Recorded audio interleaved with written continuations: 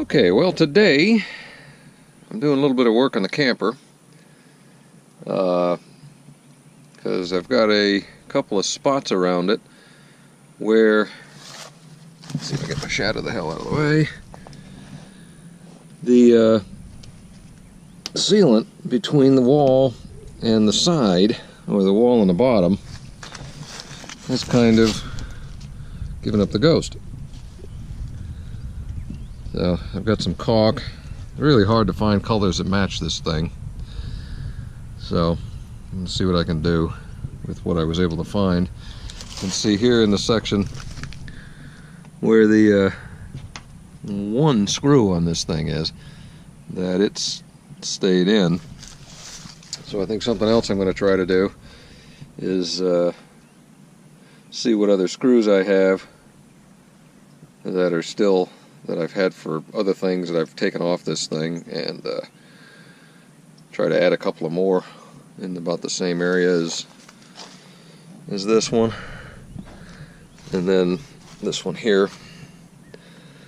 There's a real, this is the worst section on the front door side.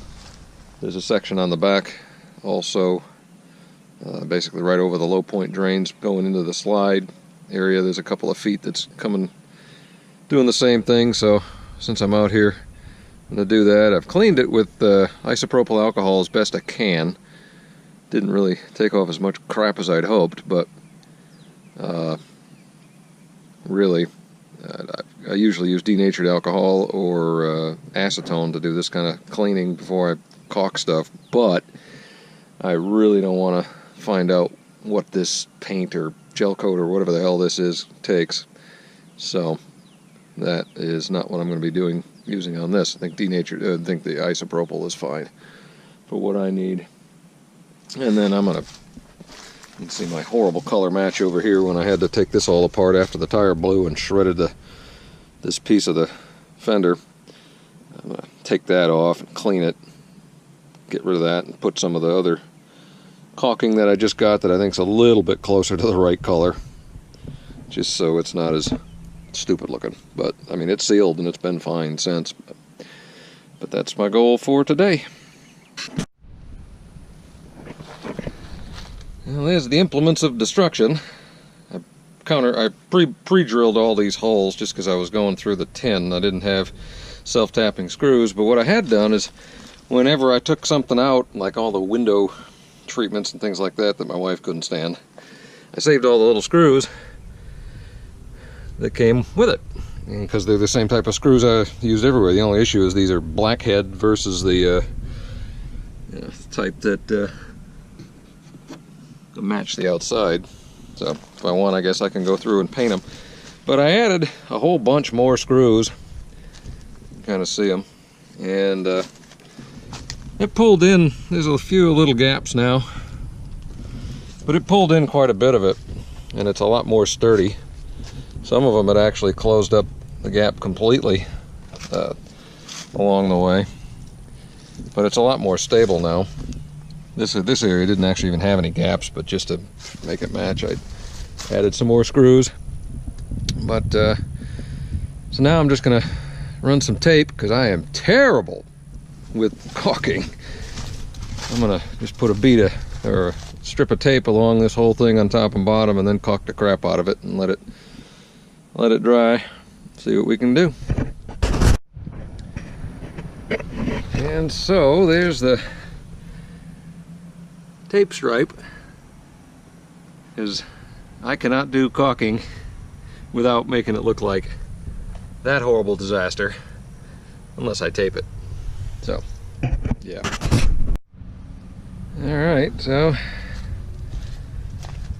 that's all on there, and I had to work pretty quick because it's right in the sun and pretty darn hot today.